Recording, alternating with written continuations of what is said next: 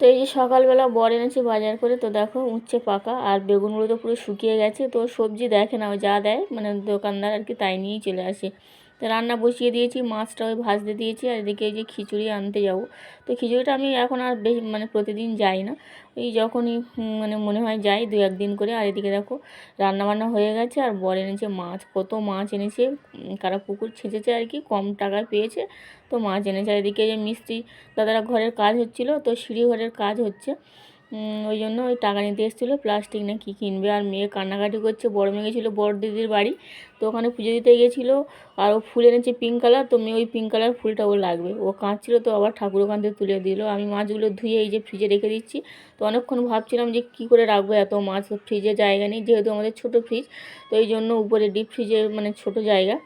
তো যা হোক করে প্লাস্টিকে রাখলাম, আর কিছুটা ওই বক্সে রাখলাম। আর এদিকে দেখো আমার বর এনেছে ওই যে আইসক্রিম, তো গলে গেছে। তো